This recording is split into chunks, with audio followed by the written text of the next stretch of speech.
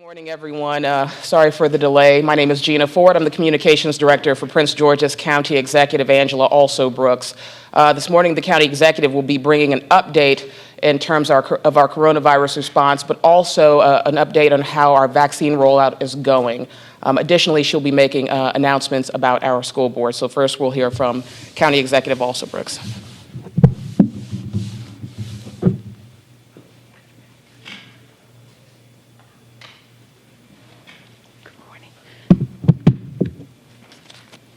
Good morning, everyone, and thank you so much for being here this morning.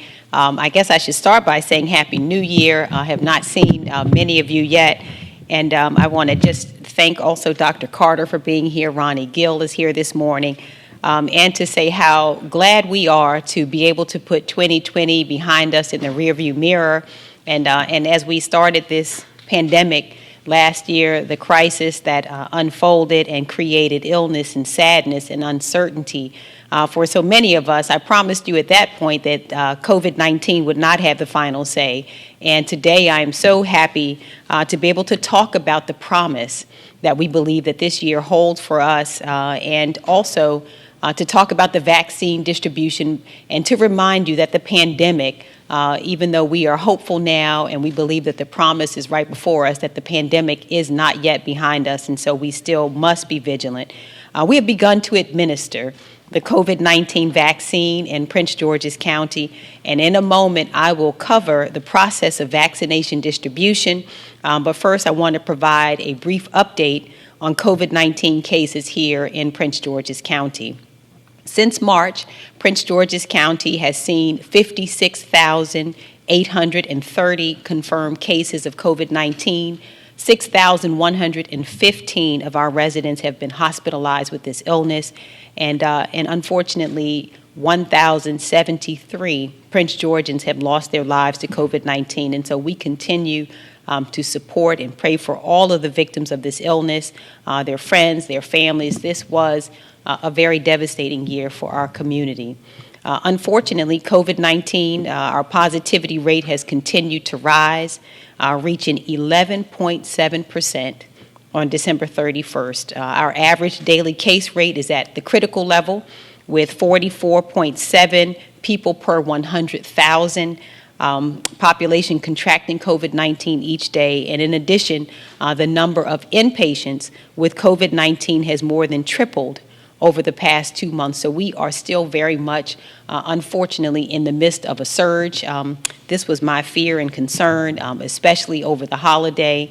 And when our hospitals are busy, we know also that our healthcare workers feel the strain.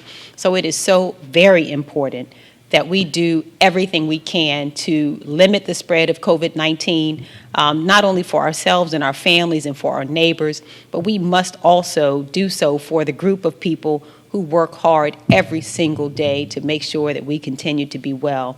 What we anticipate is that it will take months before enough of our residents have been vaccinated with the COVID-19 vaccine for this pandemic to end. And so until then, we need every Prince Georgian to do their part to limit the spread of COVID-19.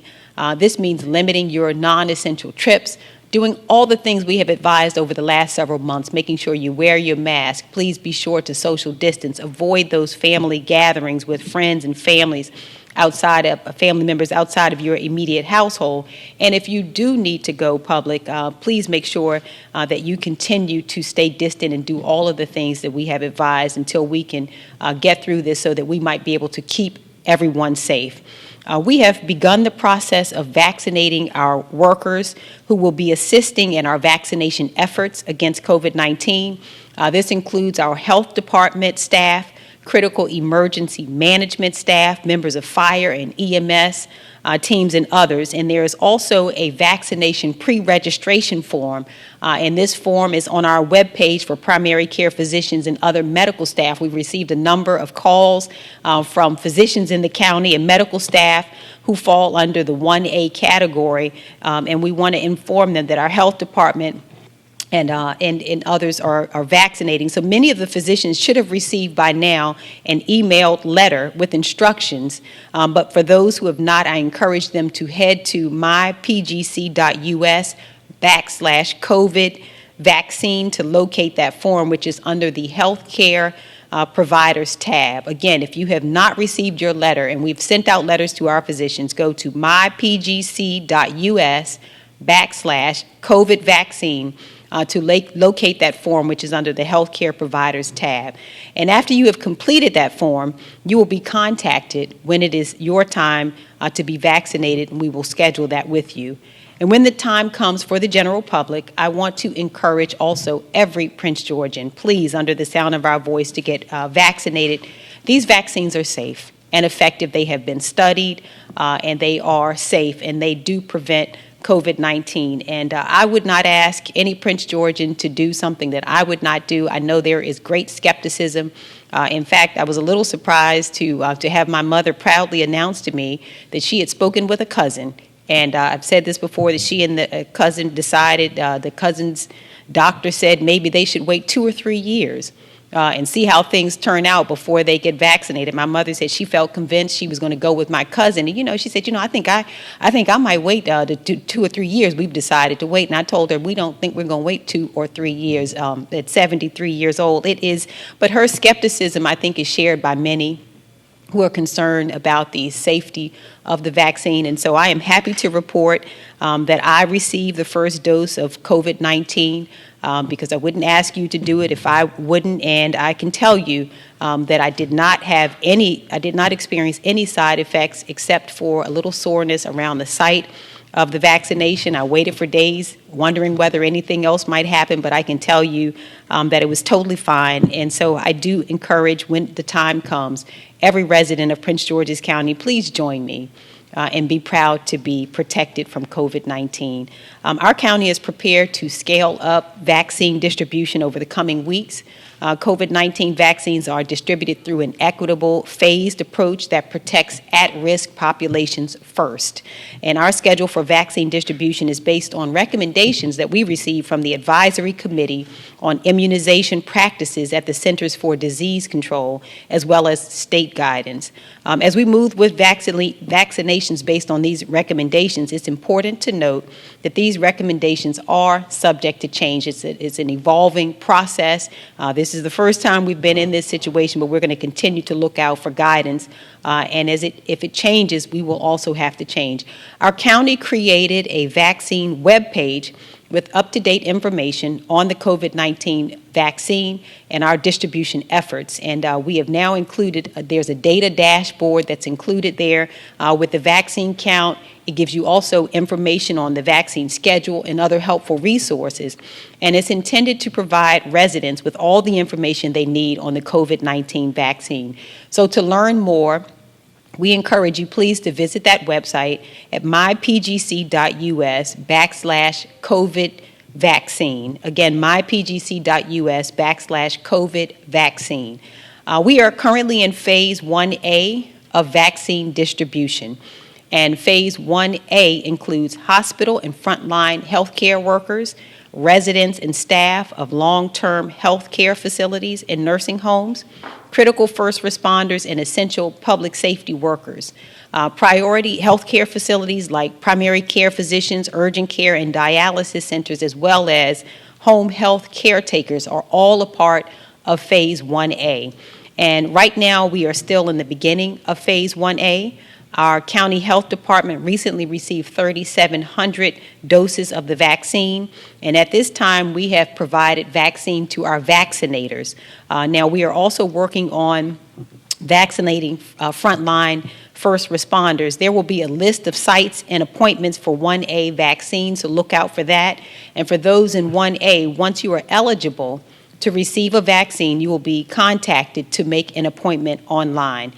In addition to vaccinations by our county health department, health facilities across the county are vaccinating healthcare workers at hospitals and long-term care facilities. Hospitals are receiving the COVID-19 vaccine directly, and our long-term care facilities are receiving the vaccine through a pharmacy partnership.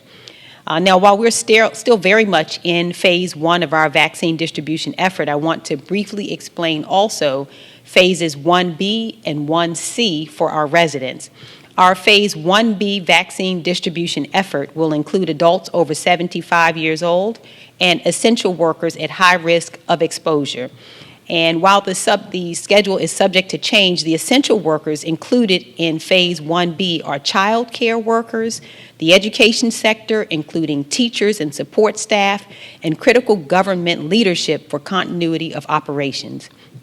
By the time we move to Phase B, doctors will have an opportunity, should have had by that time the opportunity to receive the vaccine themselves.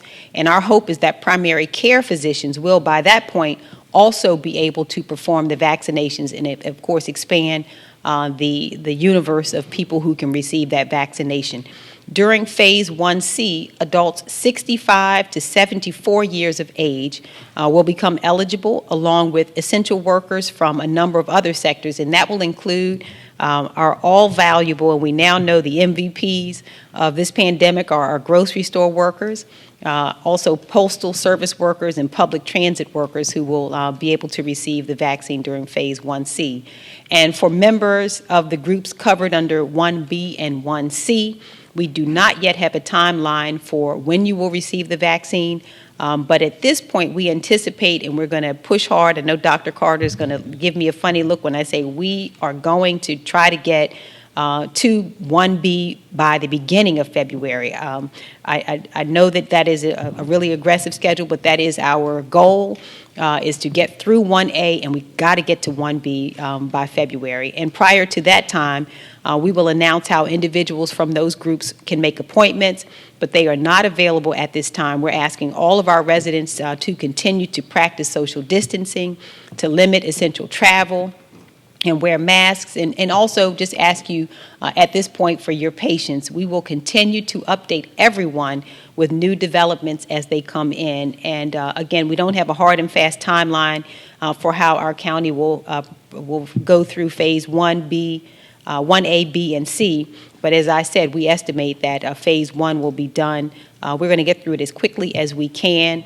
Now our distribution efforts, you should know, are limited by the number of vaccination staff we have, and we're making sure that the infrastructure is in place to rapidly deploy each dose to the people who need it most. This is an unusual time. We've experienced some initial delays, and we have to be honest with you about that, because the truth is we have needed help.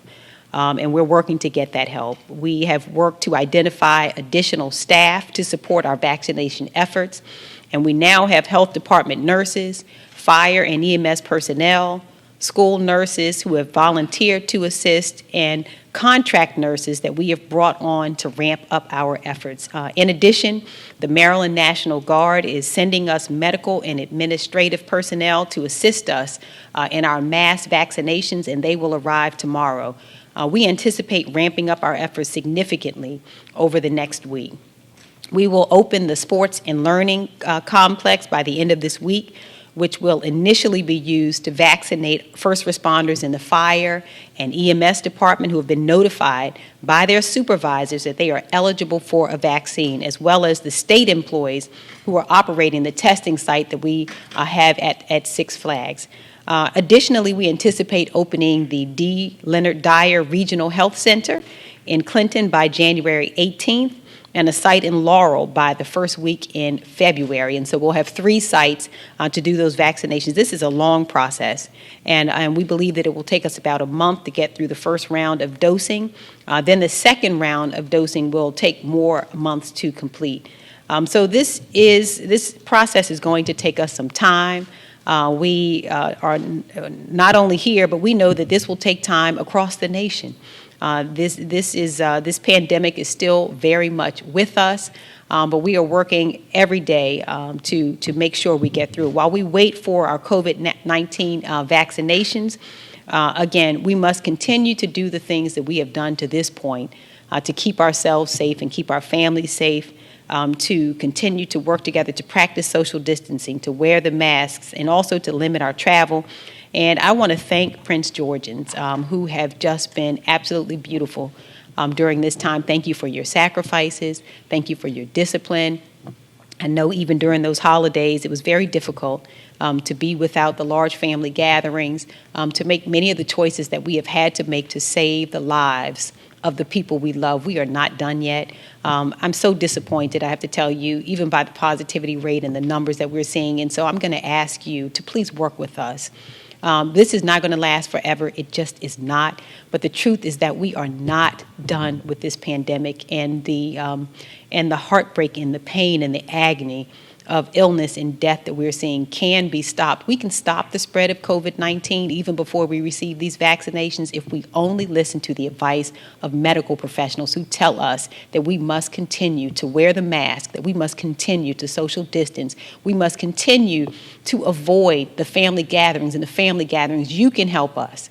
You can help us. This is something that we can do as a community to keep each other healthy and alive until this pandemic passes. So the vaccinations are coming. Help is on the way. But until then, we still have to continue using safe practices, washing your hands, and doing the things that are necessary. So I am going to close here and hand it over to Dr. Carter. Thank you. Hold on, Dr. Carter, please. So, can I have you stand here 6 feet over? Okay. Is that okay? Just a little bit. Okay, there. Thank you.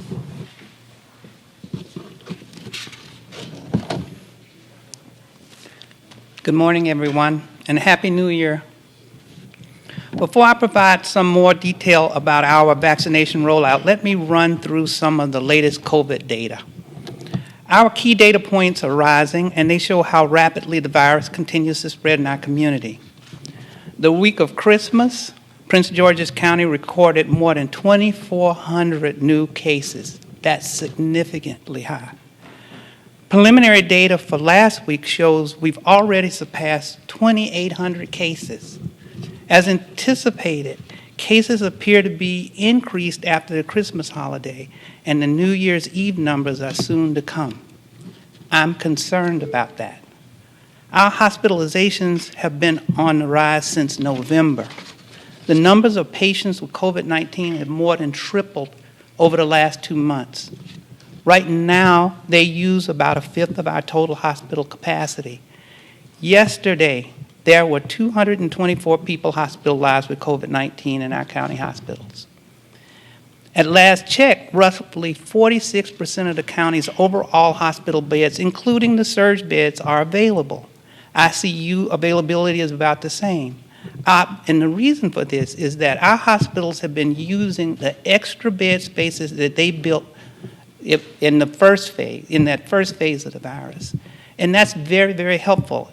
And so I would really like to thank our hospitals for their great work handling the surge of patients by doubling their temporary ICU capacities during the pandemic and providing care to our residents who most need it.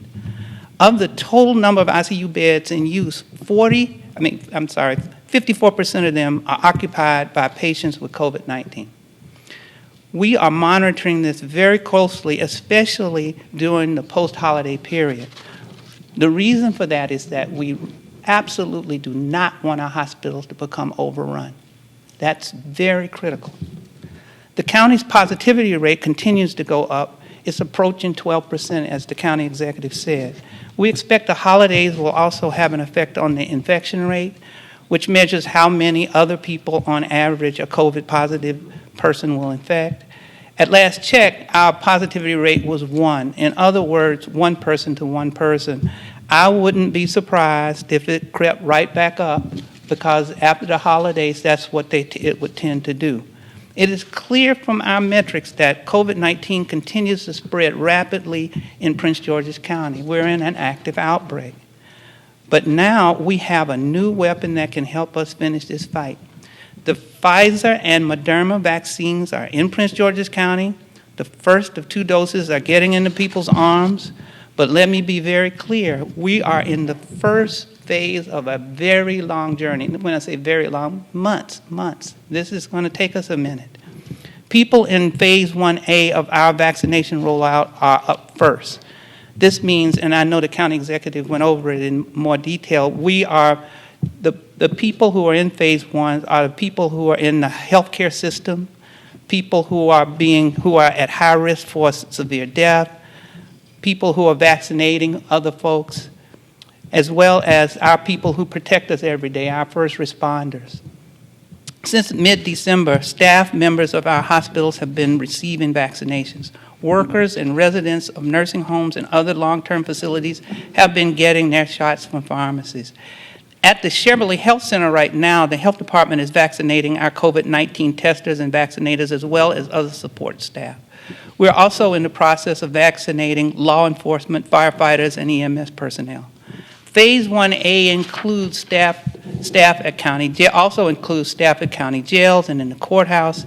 It also includes licensed healthcare providers like your family doctor, staff at local urgent care centers, at dialysis center.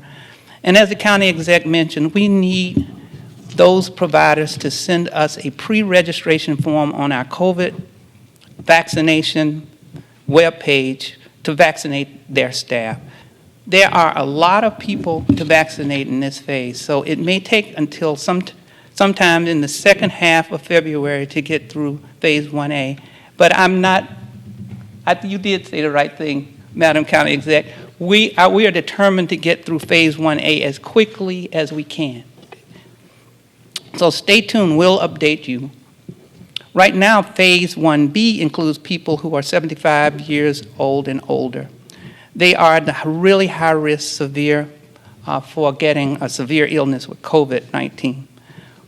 1B also includes people who are in conjugate living settings, like assisted living and group homes, local and municipal employees and officials for continuity of care of government, and the education sector, which includes our teachers and our daycare employees.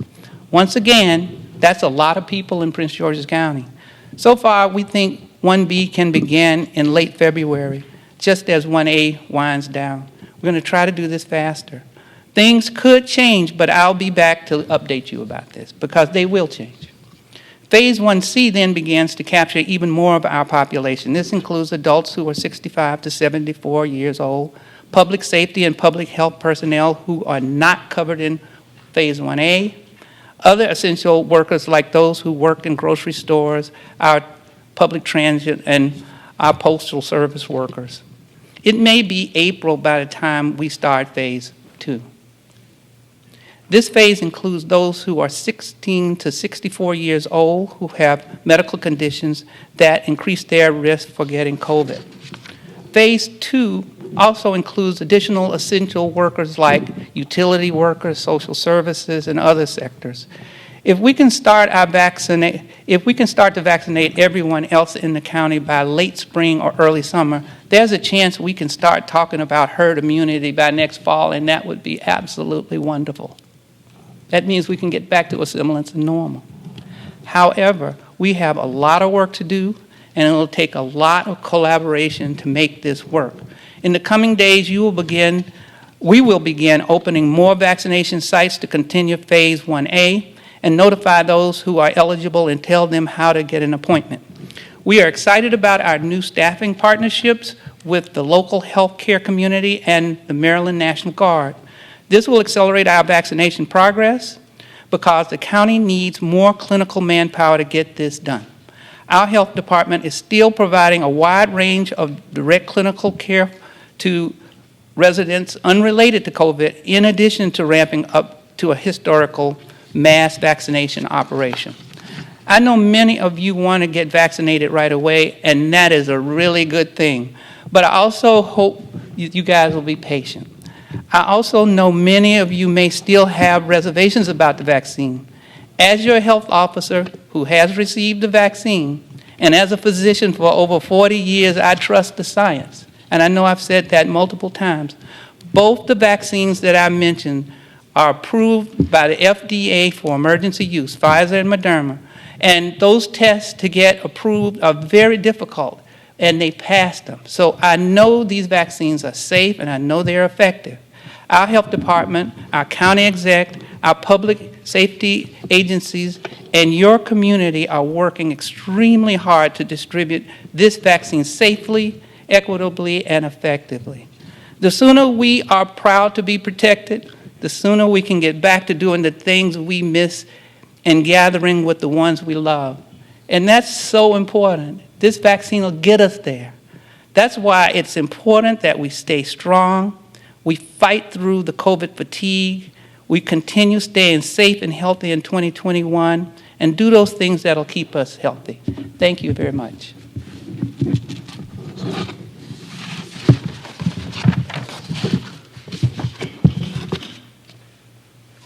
All right, we will now open it up for any questions. Yesterday, the governor held a press conference and singled out Prince George's County for being dramatically behind other counties, including Montgomery, with this phase 1A. Dr. Carter just laid out a schedule for phase 1A that seems to be a full month behind what the governor said for phase 1A. What's going on? I've talked to hospitals and they've said they've got a tremendous problem with hesitancy. And their staff just not willing to take it. Why is Prince George's County so far behind Montgomery? Well, you know what, I addressed this a moment ago, and I'm trying to be contained about the whole thing, to be honest with you, because it's a little upsetting to me. And part of what's upsetting is that it's no secret that there has been a severe health equity issue in Prince George's County for a very long time. And COVID-19 has caused it to be exposed. The infrastructure here has not been what it should be. And so we don't need criticism, we need help. And we've reached out to get that help. We're interested. You think I don't want to put vaccines in people's arms? We absolutely want to put vaccines in the arms of all of our residents. This jurisdiction was the one that was hardest hit, but it's also the one that has been neglected, really, if we're honest about it, for decades now. And so COVID-19 comes along. We don't necessarily have the infrastructure that's needed. We were in the process of building it. We're opening a new hospital in June. But the truth is that we are under-resourced in a lot of ways. And so we're working as quickly as we can. We're very encouraged that the Maryland National Guard will come here to assist us. And we're going to get our people vaccinated as quickly as we can, but the health equity issue has to be addressed. I challenge everybody, address it on the state level. I will be working to address it with our federal partners. This cannot persist. We didn't get here accidentally, but we need help. We have to build capacity so that I can care for and we can care for the people who live in Prince George's County. And so there should be no threat or pointing out of anything. What we need is some assistance. We welcome it. So that we're Marylanders too, and we welcome any assistance that can be sent to us so that we can vaccinate the people who were ill at greater numbers, the people who died at greater numbers. We need some assistance here, and we're going to continue to work until we get our folks vaccinated. On the hesitancy issue, which is not anyone's fault, I talked to the Hospital Association, and they said some of the hospitals, they only have 50% of the staff sign up. The CVS and Walgreens have reported that in the nursing homes, the staff is just not willing to take the vaccine. Is that something that's happening in this county that's held back your efforts? The hesitancy is real. The hesitancy is real. And that's the reason that Dr. Carter requested that I would go. He called me, I'm going to just tell you the truth, called me and said, we need you to go tomorrow. Go on television, get vaccinated, show people that this is safe, because people are reluctant with good reason. There's a history here that we're dealing with where the people in communities like my community haven't always felt comfortable to trust the medical community. And so when I told you that my own mother said, well, she and her cousin decided maybe they'd wait another 2 or 3 years, I heard this echoed by several people. I received a text message 2 days ago from a community leader in Suitland who said, thank you. I saw you get that vaccine. I think I feel a little better now. Maybe I'll, when it's my turn, maybe I'll go get it too. But there's a real history that we're working against here. And so we want people to know that the vaccine is safe, that it has, as Dr. Carter said, that we believe that the trials have been done and that this is safe and that it is really important that people get vaccinated so that we can move through this pandemic and save lives. But the hesitancy is real, and you're right. If people in the medical community are reluctant to get the vaccine, it demonstrates for you what we will also be facing in having ordinary residents feel comfortable with it, but we want them to know you can feel comfortable. I'm going to tell you the truth. I'm not a person who would rush ordinarily to get a vaccine. I'm sure my team is going to cringe when they hear me say, they said, go get the vaccine. I'm a person who doesn't even get the flu shot. So Dr. Carter said, this must change. He told me that we're not going to have that this time. You're going to go get this vaccine. It's safe and effective, and we want other people to feel convinced. And so I have gotten it, and as I indicated, was very pleasantly surprised that there were no side effects whatsoever, except a little soreness at the site. People, go get the vaccine. Let's do this, and let's save the lives of the people we love. That's about the hesitancy of some people and residents too. What more can be done to try to change the minds of some individuals to get the vaccine? You know what, I mean, I think it's a matter of the leadership showing also. Again, I mean, I think that's why it was important for me to go there. It's important for Dr. Carter. And the truth is, people should know we're going to tell them the truth at every turn.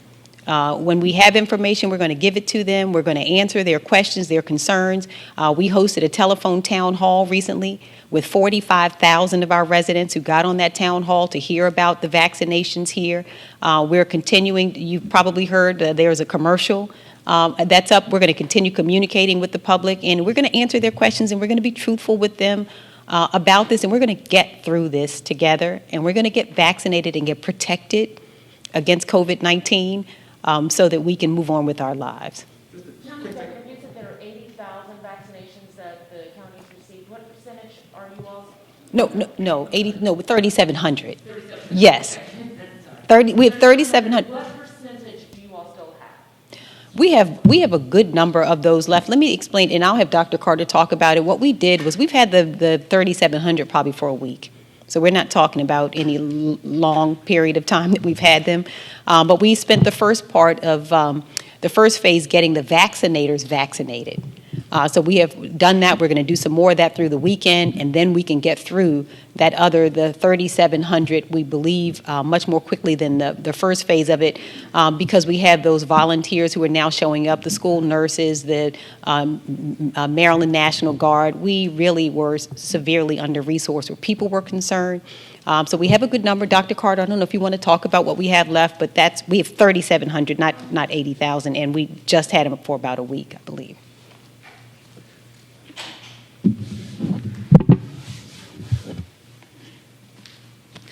No, Madam County Exec, I think you did answer that.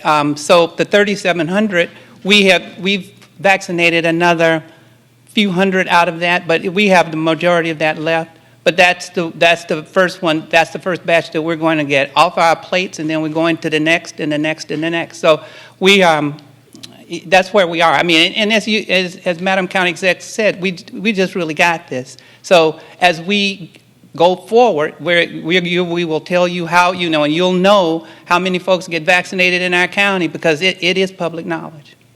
So can we go back to what's going on with the resources for the vaccination and handing and getting folks vaccinated, getting the vaccinators vaccinated, and the need for additional volunteers? Can you explain, and I understand what you were saying about the health infrastructure and how the county is not set up for this, but with all the preparation that was going on, when did the county realize we don't have enough people to vaccinate even the vaccinators? Can we explain how this lag has happened? No, what I know. I guess I'm wondering, was there a conversation about best practices? Oh, absolutely. So I know you perceive it as a lag, but for us, it's not a lag. We have the partnerships, and I think at the last time that I spoke, I talked about partnerships. Well, those partnerships have come to fruition, as Madam County Exec said. The National Guard's coming to the table. We have other partners that are coming to the table. Sometimes, especially when you have holidays, like when you're trying to get your MOUs and all of that in place, it takes a minute. But we are right on track for that, and so we've been planning for vaccinating since for 3 or 4 months. So we're not off our track. We're right where we need to be. Can I just say, and just to add a little more context to that, it is absolutely not the case that we didn't have a plan, but even the best laid plan can't be executed without people.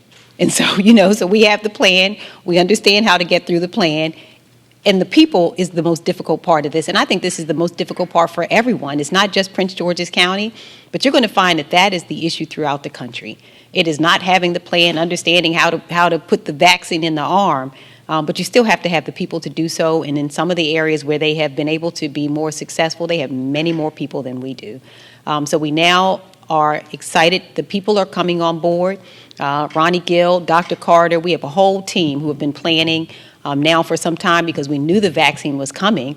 It was just a matter of having the human resources to actually put the vaccines in the arms, and we have those now, and we're going to be able to get it done.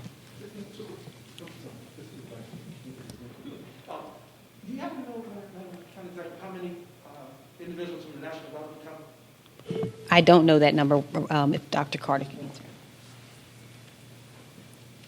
We're getting 4 vaccinators from the National Guard, and I believe 5 support staff. So I think the total is 9, and we can get more as we start to ramp up. And they're coming tomorrow? Yeah, they're coming tomorrow. County Executive, what was your reaction when you heard what the governor had to say yesterday? I mean, what were your thoughts about, it sounded like he was saying that Prince George's County just was not prepared. So what were your thoughts? Well, as I said before, I don't think this is a time for criticism. The truth of the matter is we represent we both represent Prince Georgians, and we all have an interest in making sure that Prince Georgians receive the vaccination. I know that I certainly do. And again, we welcome any help and assistance that can be sent to make sure that we are able to vaccinate the jurisdiction that was hardest hit, not only in the state but in the region. And so that's the reaction, is that this is, a time, I think, for us to take care of people, and that's what we're interested in doing. We're going to make sure that Prince Georgians receive the vaccination. And again, like I said, we need some help here, so no criticism, send some help. We're talking about if Prince, the slowness of the administration of the vaccines has gone slowly in hospitals in Prince George's County. So we're not just the health department administering your 3,700 doses, but phase 1A is made up of a large part of the hospitals as well. The hospitals they've only given like 30% of the doses that they have them first. They're really slow within the hospitals themselves. So phase 1A is sort of being delayed beyond what many would hope. Mm-hmm. Those who are in phase 1B, phase 1C, and 2 and 3, kind of like, come on guys, hurry up with this phase 1A. Yeah, and it's delayed, as we said, Brad, the delay is across the country. Yeah. So you turn the news on and you hear the same story, is that we are experiencing some delays, and I believe Will touched on it a moment ago when we said that some people here are reluctant also to receive the vaccine. Some of even our healthcare workers are really reluctant to receive the vaccine, and so those are the people who would also be some of our vaccinators. Yeah, so which is what I was inarticulately getting at, which is that there's a lot of hesitancy in this phase 1A that's kind of slowing things up in the hospital. I'm not talking about Prince George's with the 3,700, but the whole shebang. What the governor was talking about yesterday was, okay, if you don't want it, let's move to phase B, with phase 1B. Hospitals, you've got X number of doses, your staff has signed up for Y number of doses. The leftovers should now then move on to phase 1B. Would you consider that? I mean, if hesitancy becomes such a big issue that it's slowing down the process of phasing. You know what I'm saying? Hospitals have been unable to vaccinate the sought-after numbers of their staff because the staff's not signing up to take it. And so vaccines are kind of sitting in the hospitals. And phase 1A is being held up, not by the health department, but by what's going on in the hospitals. And the governor was talking about, if that's the case, guys, you've had your turn. We're not going to wait anymore. We're moving ahead. Give us back your doses. Would you consider that? No, that's just absolutely ridiculous. Let me just say it. It's ridiculous to take away a life-saving vaccine from any group of people is absolutely ridiculous. It really is. We've had this vaccine for how long now? Not very long. Arrived in the course of the holiday season. Everyone understands this is a life-saving vaccine that we are attempting to distribute and vaccinate people as quickly as we can. It's unconscionable. Let's work together. That's what is needed right now. Let's work together, find a way to get people vaccinated and be able to move on so that we can get the public vaccinated. We're in the business of saving lives right now. That's what we're concerned about. And if it is the case that we need to get additional information to people who feel reluctant and share with them the safety of it, we're patient to do that because it's just that important. It's just that important. And I don't know if Dr. Carter wants to say anything about that, but handing out a bag of vaccine is not the right suggestion. The suggestion is, what can we do to help you? Is there any assistance that we can provide? How can we make sure that it's the case that everyone who needs it gets it? The suggestion is not to take away a life-saving resource. It is to ask how we can make it easier for that resource to get in the arms of the people whose lives we're trying to save. Dr. Carter. So I agree what Madam County Exec said. There is a hesitancy in the hospital systems as well as across the board. The hospital systems are working hard to overcome that. So it's, as the Madam County Exec said, it's not time to take it away from them quite yet. I mean, if it's prolonged for a very, very long time that they're not using vaccine, that's one thing. But not enough time has gone by yet. And they're working really hard to make sure that their personnel get vaccinated. So they do have some barriers, like we have barriers like everybody else, but they got to overcome them, and you got to give them a little bit of time.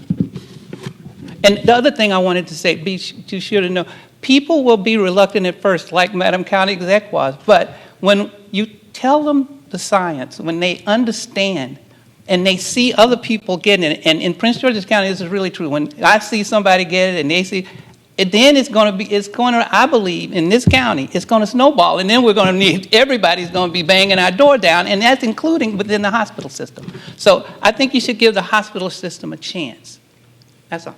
This next week, but right now what we want to announce is that you all understand that it was a great loss for us that Dr. Alvin Thornton decided at the end of 2020 that he was at last going to retire. He had promised me he would stay with me 1 year.